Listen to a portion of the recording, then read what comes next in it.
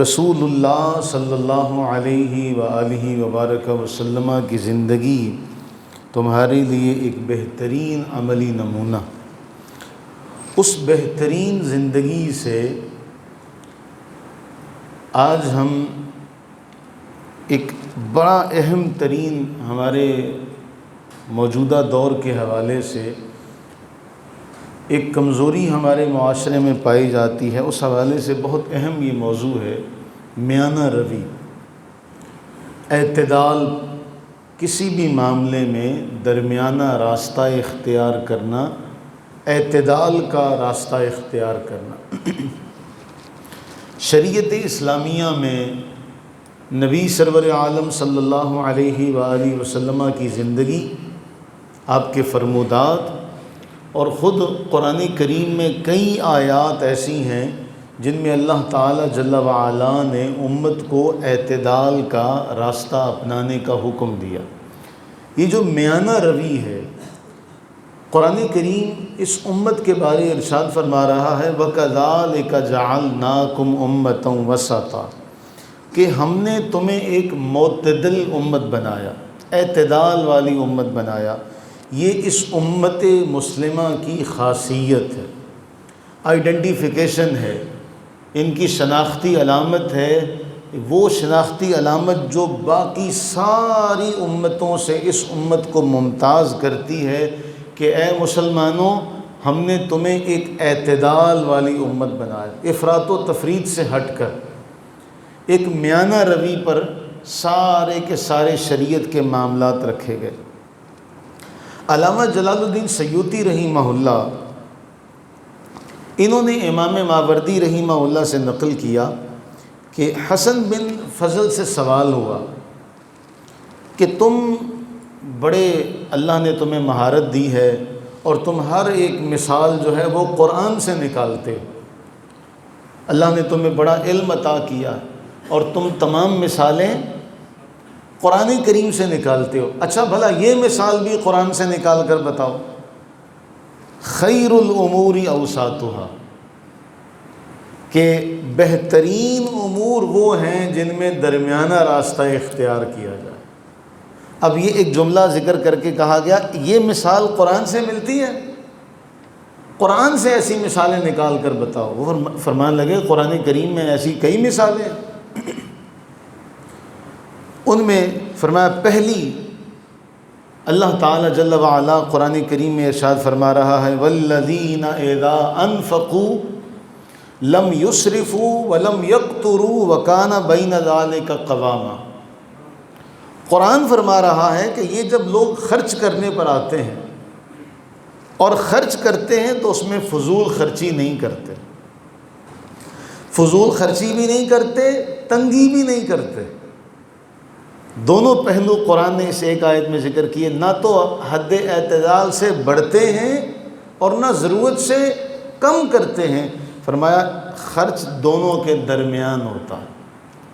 قرآن کریم نے ذکر کیا، فرمایا قرآن میں اس کی مثال ہے، لو قرآن فرما رہا ہے کہ وہ لوگ جو خرچ کرتے ہیں اس میں میانہ روی اختیار کرتے ہیں، نہ حد سے بڑھتے ہیں نہ اس میں کم کرتے ہیں، درمیانہ راستہ۔ دوسرا، اللہ تعالیٰ جل وعلا نے قرآن میں فرمایا وَلَا تَجْهَرْ بِصَلَاتِكَ وَلَا تُخَافِتْ بِهَا وَابْتَغِ بَيْنَ ذَلِكَ سَبِيلًا، بہت بلند آواز سے بھی نماز میں نہ پڑھو، آہستہ بھی نہ پڑھو، درمیانہ راستہ اختیار کرو، بہت زیادہ اونچی آواز سے بھی نہ پڑھو کہ سننے والوں کو لگے کہ یہ چیخ کر پڑھ رہا ہے، چلا کر پڑھ رہا ہے، ایسا بھی نہ ہو، اور اتنا پست بھی نہ ہو کہ کسی کو پتہ بھی نہ چلے، درمیانہ راستہ اختیار کرو۔ تو قرآن کریم میں یہ دو آیات بہت واضح ہیں جن میں اللہ تعالیٰ جل وعلا نے ارشاد فرمایا کہ اعتدال کا راستہ اختیار کیا جائے۔ پھر خود قرآن نے فرمایا کہ ہم نے تمہیں کون سی امت بنایا؟ اعتدال والی امت بنایا۔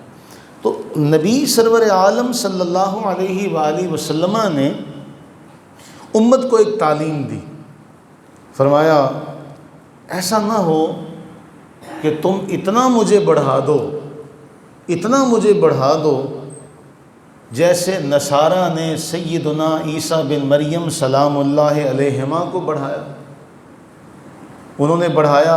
ایک طرف یہودی ہیں، قرآن فرما رہا ہے وقالت الیہود عزیر ابن اللہ، یہودیوں نے اتنا بڑھایا کہ کہہ دیا کہ عزیر اللہ کے بیٹے۔ وقالت النصارى المسیح ابن اللہ، اور نصارہ نے کہہ دیا مسیح عیسیٰ ابن مریم اللہ کے بیٹے۔ فرمایا تم ایسا نہ کرنا، فَإِنَّمَا أَنَا عَبْدُهُ فَقُولُوا عَبْدُ اللَّهِ وَرَسُولُهُ، میں تو محض اللہ کا بندہ ہوں، تو تم بھی یہی کہا کرو اللہ کا بندہ، اللہ کا رسول۔ تو نبی سرور عالم صلی اللہ علیہ وسلم نے اعتدال کا راستہ ہمیں اختیار کرنے کا حکم دیا۔ علماء کہتے ہیں اسلام میں سب سے اہم ترین جو پہلو ہے وہ وحدانیت اور توحید کا ہے، توحید، اور دوسرا درجہ ہے رسالت۔ اب ان دونوں کے درمیان ایک توازن ہے، توحید کے بعد درجہ آتا ہے رسالت کا۔ نبی صلی اللہ علیہ وسلم نے صاف فرمایا کہ کوئی ایسا نہ ہو کہ مجھے اتنا بڑھا دے کہ وہ مجھے عبداللہ کے مقام سے بڑھا کر یہودیوں اور نصارہ کی طرح مجھے اللہ کا شریک قرار دے، ایسا بھی نہ کرے۔ یہ ایک پہلو ہے، لیکن دوسری طرف دوسرا پہلو بھی ہے کہ توحید کے معاملے میں اتنا شدت پسند نہ ہو کہ کرامات کا ہی انکار کر دے اور ہر دوسرے بندے کو مشرک کہنے لگ پڑے، جس طرح آج ہمارے ہاں یہ طوفان بدتمیزی اٹھا ہوا ہے کہ نہیں جی یہ بھی معاملہ ہو گیا۔ ہم کل ایک جگہ بیٹھے تو بعض لوگ، ضروری نہیں ہے، یہ سیانوں نے کہا ایک ہے ہمارے بچوں کو آج یہ بھی بڑا معاملہ ہے، ہم سمجھتے ہیں کہ شاید ہم نے کتابیں پڑھ لی، ہم نے بہت کچھ پڑھ لیا۔ جو کڑھے ہوئے ہوتے ہیں نا وہ ہمیشہ پڑھے ہوئے سے اچھے ہوتے ہیں، درجے کے اعتبار سے بھی، تجربے کے اعتبار سے۔ تو وہ بزرگ فرمانے لگے کہ ایک بندے نے مجھ سے سوال کیا آپ کرامتوں پر ایمان رکھتے ہیں کہ بابے یہ کچھ کر سکتے ہیں، ان پر آپ کا ایمان ہے؟ تو وہ بزرگ فرمانے لگے ہاں میرا اس پر ایمان ہے کہ کرامات برحق ہیں، میرا اس پر کیا ہے؟ ایمان ہے۔ اور کرامات صادر کن سے ہوتی ہیں؟ اللہ کے ولیوں سے۔ اس لیے کہ معجزات کن کو دیے گئے؟ انبیاء کو۔ معجزات کا تعلق انبیاء کرام علیہ السلام کے ساتھ ہے، کرامات کا تعلق اولیاء کرام کے ساتھ ہے۔ تو کہا بالکل اللہ تعالیٰ نے کرامات کا قرآن کریم میں بیان کیا۔ وہ کہنے لگا کہاں پہ؟ کہا وہ بزرگ کہتے ہیں تم پڑھے لکھے ہو تو قرآن اٹھاؤ، حضرت سلیمان علیہ السلام کا واقعہ قرآن بڑی تفصیل سے بیان کرتا ہے کہ سلیمان علیہ السلام نے پوچھا کہ تم میں کون ہے جو ملکہ بلقیس کا تخت لے کے آئے گا؟ ایکم، کون ہے تم میں جو میرے پاس اس کا تخت لے کے آئے گا؟ تو اب ان میں سے قرآن فرما رہا ہے کہ جو عفریت من الجن، جو بہت بڑا جن تھا وہ کھڑا ہوا اور وہ کہتا جی اس مجلس کے برخاست ہونے سے پہلے پہلے یہاں پہ تخت آ جائے گا۔ آپ نے اس کو پسند ہی نہیں کیا۔ اب جب اس کی بات کو پسند نہیں کیا تو پھر اس کا مطلب یہ ہوا کہ کوئی اس سے بھی اعلیٰ درجے کا ہونا چاہیے۔ تو جن تو سارے بے بس ہو کر رہ گئے کہ بھئی ہمارے تو عفریت جو ہمارا سب سے بڑا ہے، جس کو قرآن فرما رہا ہے عفریت من الجن، کوئی معمولی جن نہیں ہے۔ جب وہ بھی بے بس ہو کر رہ گیا اور اس کی بات کو بھی قبولیت کی سند نہیں ملی تو پھر ہم تو کچھ نہیں کہہ سکتے۔ اب وہاں ایک اور معاملہ قرآن ذکر کرتا ہے، وہ بندہ کھڑا ہوتا ہے جس کو اللہ نے کتاب کا علم دیا۔ قال الذی عنده علم من الکتاب، اب جس کو کتاب کا علم دیا گیا تھا اس نے کہا پلک جھپکنے سے پہلے تخت یہاں پر آ جائے گا۔ پلک جھپکنے سے پہلے نہ اس نے تخت پہلے دیکھا ہے، اور وہ تخت ایسے بھی نہیں ہے کہ کہیں باہر پڑا ہوگا، ملکہ کا تخت ہے، آخر اس کی حفاظت کے اہتمام کیے ہوں گے، کوئی باہر میدان صحرا میں نہیں پڑا ہوگا اور قریب بھی نہیں پڑا ہوا۔ تو قرآن بیان کرتا ہے کہ پلک جھپکنے سے پہلے پلک جھپکی تخت آ بھی گیا۔ تو وہ بزرگ کہتے ہیں میں نے اس کو کہا اتنا ڈا کر کے قرآن چاہیے، یہ تم لوگوں کی وجہ سے آئی ہیں کہ اللہ تعالیٰ جل وعلا کو علم تھا کہ بندے ایسے بھی ہوں گے کہ جو کرامات اولیاء کا انکار کریں گے، تو ان کے لیے قرآن میں اللہ نے یہ بھی بیان کیا کہ بھائی جس کو میں کتاب کا علم دوں اس کو اتنی میں نے فضیلت دیا کہ پلک جھپکنے میں ملکہ کا تخت جو ہے وہ سلیمان علیہ السلام کے دربار میں پیش کر دے۔ یہ سلیمان علیہ السلام کے دربار میں اس شخص کی شان ہے جس کو کتاب کا علم دیا گیا، کتاب نہیں دی گئی۔ یہ دربار سلیمان علیہ السلام میں اس بندے کی شان ہے جس کو اللہ فرما رہا ہے کتاب کا علم دیا گیا، کتاب والی بات نہیں ہے۔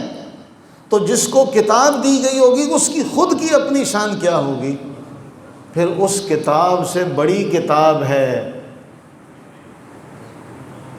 اس کتاب سے بڑی کتاب ہے جسے اللہ تعالیٰ قرآن کریم میں فرما رہا ہے کہ یہ ان کی بھی تصدیق کرتی ہے،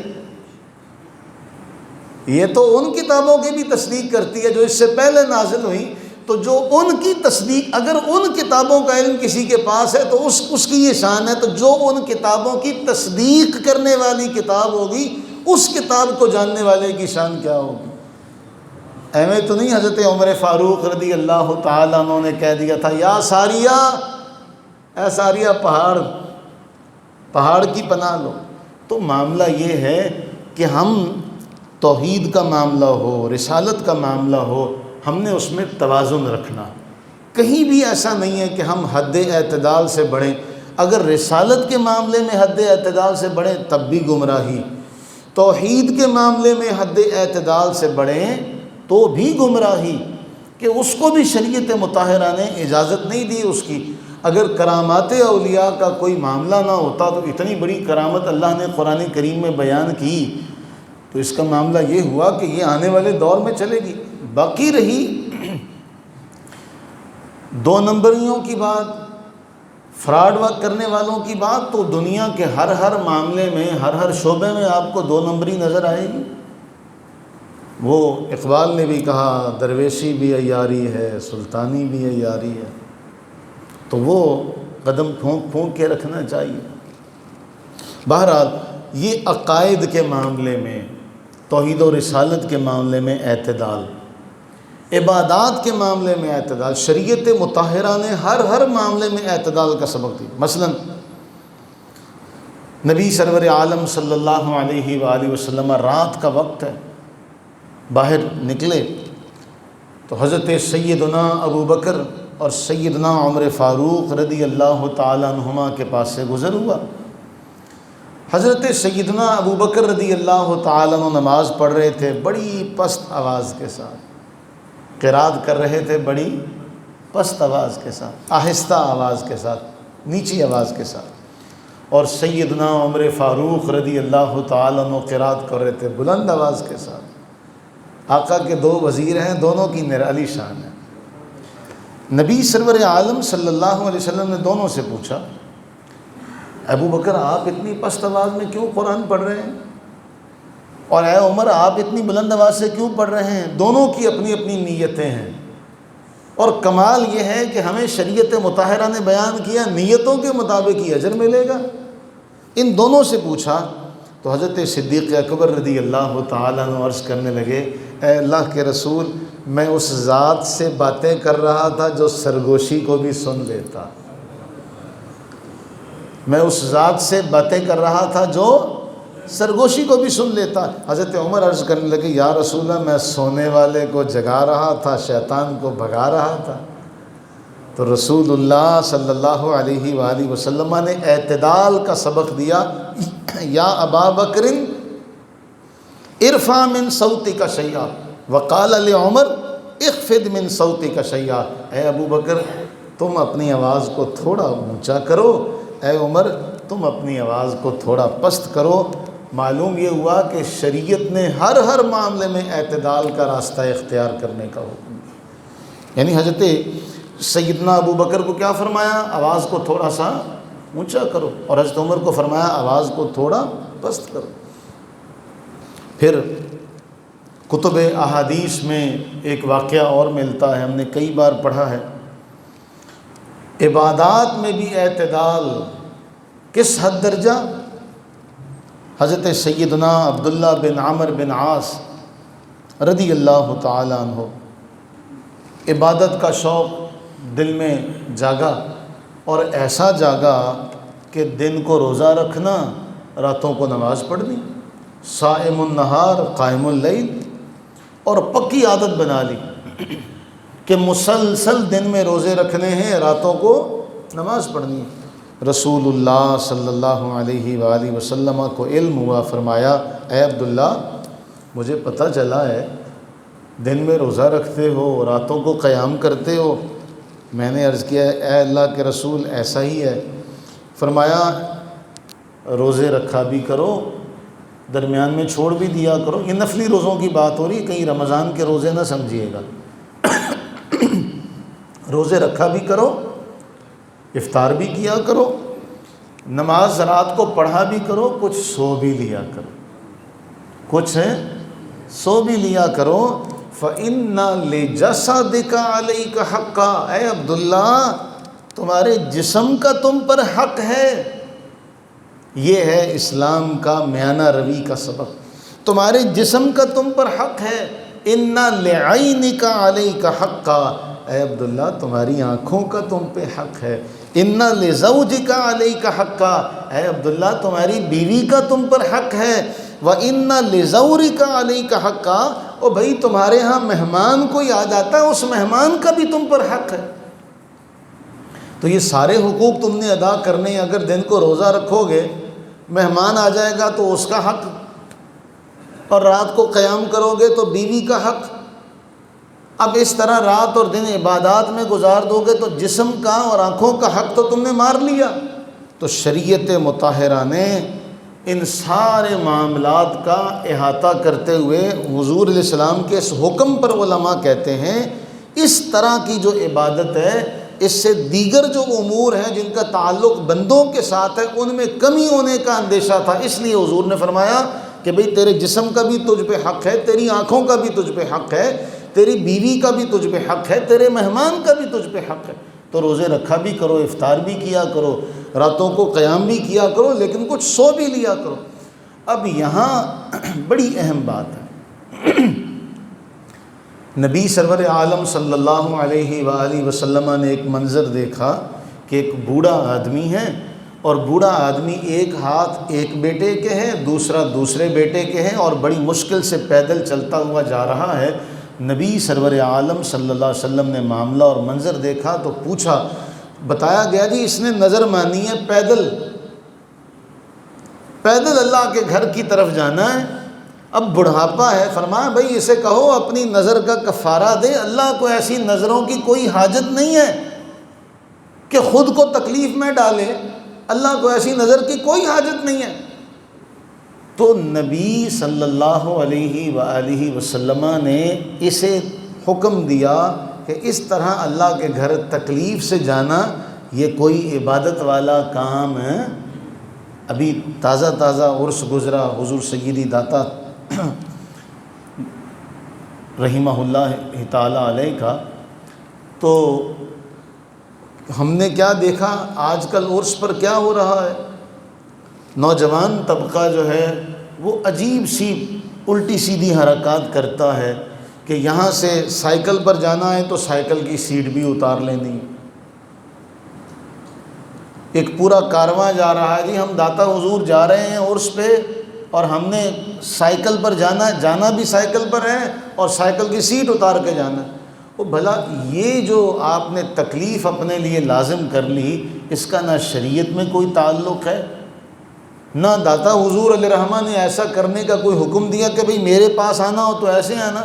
تو معلوم ہوا کہ یہ رویہ شریعت مطہرہ کے مزاج کے بالکل مطابق نہیں ہے، نہ شریعت کا یہ مطلوب ہے، نہ شریعت نے ایسا کرنے کا حکم دیا اور نہ شریعت نے اس کو پسند کیا۔ اسی طرح کا ایک اور واقعہ حضرت ابو درداء رضی اللہ تعالیٰ عنہ کے بارے میں بھی ملتا ہے۔ حضرت ابو درداء رضی اللہ تعالیٰ عنہ نے بھی یہی کیا کہ سارا کچھ چھوڑ چھاڑ کے دن میں بھی روزہ، رات کو بھی قیام۔ حضرت ابو درداء ان کی دوستی تھی حضرت سلمان فارسی رضی اللہ عنہ کے ساتھ۔ حضور نے ان کے درمیان مواخات یعنی وہ بھائی چارے کا رشتہ بھی قائم کیا ہوا تھا۔ حضرت سلمان فارسی ایک دن حضرت ابو درداء کے گھر تشریف لے گئے تو وہاں ام درداء رضی اللہ تعالیٰ عنہ کو دیکھا کہ بڑی پریشان ہے۔ پوچھا، انہوں نے بتایا کہ بھئی تمہارے بھائی کو تو دنیاوی معاملات سے واسطہ ہی کوئی نہیں ہے۔ اب اس معاملے میں بہت کچھ ہے عقل والوں کے لیے، سمجھ والوں کے لیے، کہ ام درداء نے حضرت سلمان فارسی سے کیا کہا تھا، بھئی تمہارے بھائی کو تو دنیاوی معاملات سے واسطہ ہی کوئی نہیں۔ حضرت سلمان فارسی رضی اللہ تعالیٰ عنہ نے ابو درداء رضی اللہ عنہ کو وہی جملے کہے جو ابھی ہم نے تھوڑی دیر پہلے پڑھے کہ ان لربک علیک حقا، ان لنفسک علیک حقا ولأہلک علیک حقا۔ رب کا بھی حق تجھ پر ہے لیکن تیری جان کا حق بھی تجھ پر ہے، تیرے اپنے نفس کا بھی تجھ پہ حق ہے، تیری بیوی کا بھی تجھ پہ حق ہے، اس لیے ہر حق والے کو اس کا حق ادا کر۔ یہاں سے پھر وہ نبی سرور عالم صلی اللہ علیہ وسلم کے پاس آئے اور آپ سے عرض کیا تو نبی علیہ السلام نے فرمایا سلمان نے جو کہا ہے سچ کہا ہے، سلمان نے جو کہا ہے سچ کہا۔ تو معلوم یہ ہوا کہ شریعت مطہرہ میں اعتدال جو ہے اس کو بڑی اہمیت حاصل ہے، اسی لیے نبی سرور عالم صلی اللہ علیہ وآلہ وسلم نے اعتدال کا حکم دیا۔ اور اعتدال آگے چل کے کہاں کہاں ہمیں نظر آتا ہے۔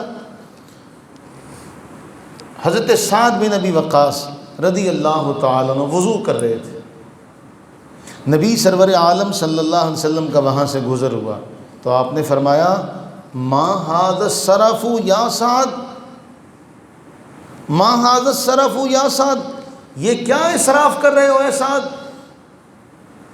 انسانی عقل دنگ رہ جاتی ہے، وضو کرتے ہوئے بھی فضول خرچی ہوتی ہے، وضو کرتے ہوئے بھی فضول خرچی ہوتی ہے۔ تو حضرت سعد نے عرض کی افی الوضوء صرف، اے اللہ کے رسول صلی اللہ علیہ وسلم وضو میں بھی فضول خرچی ہوتی ہے؟ فرمایا ہاں وضو میں بھی فضول خرچی ہوتی ہے۔ وَإِن كُنْتَ عَلَى نَهْرٍ جَارٍ، تم جاری نہر پر بھی بیٹھ کے وضو کرو تب بھی فضول خرچی ہوتی ہے۔ علماء کہتے ہیں کہ نہر پر فضول خرچی کا معنی کیا ہے؟ وہاں تو پانی جاری ہے، وہاں تو آپ پانی ضائع بھی نہیں کر رہے۔ وہ پھر علماء اس کی تشریح کرتے ہوئے کہتے ہیں کہ نبی سرور عالم صلی اللہ علیہ وآلہ وسلم نے تعلیم دی ایک بار اعضاء کا دھونا فرض ہے، دو بار دھونا بھی نبی علیہ السلام سے ثابت ہے۔ امام بخاری رحمہ اللہ نے باقاعدہ ایک باب باندھا جس میں باب کا نام یہ رکھا کہ اعضائے وضو کو ایک بار دھونا، پھر اعضائے وضو کو دو بار دھونا، پھر اعضائے وضو کو تین بار دھونا، کم سے کم ایک بار، زیادہ سے زیادہ اگر کوئی اس سے زیادہ کرتا ہے تو کیا نبی سرور عالم صلی اللہ علیہ وسلم جو خود فرماتے ہیں کہ میں تم سب سے زیادہ اللہ سے ڈرنے والا ہوں، متقی ہوں، تو آپ نے جب 3 بار کہنے کا 3 بار کر کے دکھا دیا، اس سے بھی آگے کوئی جا کے کرے اور کہے کہ میں اس سے زیادہ کر سکتا ہوں تو فضول خرچی وہاں بھی ہو سکتی ہے۔ اب علماء کہتے ہیں اس حدیث سے بہترین امت کے لیے معیار اور پیمانہ نہیں ہو سکتا کہ نبی سرور عالم صلی اللہ علیہ وسلم نے پانی میں بھی فرمایا کہ ہاں وضو میں بھی فضول خرچی ہو سکتی ہے اگر حد اعتدال سے آگے چلے جاؤ۔ اب یہاں معاملہ کیا ہوتا ہے؟ اللہ کے نبی علیہ السلام نے فرمایا، باقاعدہ آپ کا فرمان ہے، اور عبداللہ بن مغفل کہتے ہیں رضی اللہ تعالیٰ، عبداللہ کہتے ہیں فَإِنِّي سَمِعْتُ رَسُولَ اللَّهِ صلی اللہ علیہ وسلم يقول إِنَّهُ سَيَكُونُ فِي هَذِهِ الْأُمَّةِ قَوْمٌ يَعْتَدُونَ فِي الطُّهُورِ وَالدُّعَاءِ، فرمایا ان قریب میری امت میں ایسے لوگ پیدا ہوں گے جو پاکی حاصل کرنے میں بھی حد اعتدال سے بڑھ جائیں گے، دعا مانگنے میں بھی حد اعتدال سے بڑھ جائیں گے۔ تجاوز کر جائیں گے حد سے۔ آج ہم دیکھتے ہیں کہ بعض لوگ ذہنی طور پہ دھوتے چلے جاتے ہیں وسوسہ ذہن میں کہ بھئی شاید میں نے اذان ہی دھوئے، جبکہ اگر کوئی 2 بار بھی دھو کر یعنی یہ بھی حدیث ہے نا آقا کریم علیہ السلام کی، الحمدللہ ہم نے ہر رمضان میں یہ حدیث پڑھی ہوئی ہے۔ جب ہمارے رمضان میں دورہ ہوتا ہے تفہیم المسائل کا تو اس میں یہ حدیث ہم نے پڑھی ہوئی ہے کہ نبی سرور عالم صلی اللہ علیہ وسلم نے اعضاء کو 2 بار بھی دھویا۔ تو اگر کوئی شخص یہ سمجھتا ہے کہ میں نے 2 بار دھویا ہے اور میرے اعضاء دھل چکے ہیں تو یہ بھی آقا کریم علیہ السلام کی سنت پر عمل ہے۔ تو ہم نبی علیہ السلام کے فرمودات عالیہ کو سمجھنے کی کوشش کریں۔ اگر ہمیں ان معاملات میں اللہ کے نبی سرور عالم صلی اللہ علیہ وآلہ وسلم میانہ روی کا سبق دے رہے ہیں تو باقی معاملات میں کیسے نہیں دیتے ہوں گے۔ جس طرح ایک اور معاملہ آتا ہے کہ حضور سرور عالم صلی اللہ علیہ وآلہ وسلم نے فرمایا وہ ہم میں سے نہیں ہیں جو اپنے رخسار پیٹے، اپنے گریبان کو چاک کرے، زمانہ جاہلیت والا واویلا کرے۔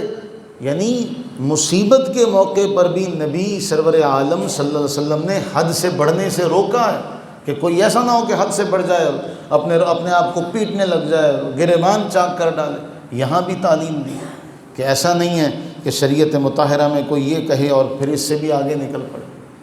تو اس کا بھی شریعت مطہرہ نے ہمیں سبق دیا کہ ہر معاملے میں تم نے کیا کرنا ہے، اعتدال کا راستہ اختیار کرنا۔ مثلا ایک شخص نبی سرور عالم صلی اللہ علیہ وآلہ وسلم کی خدمت اقدس میں حاضر ہوتا۔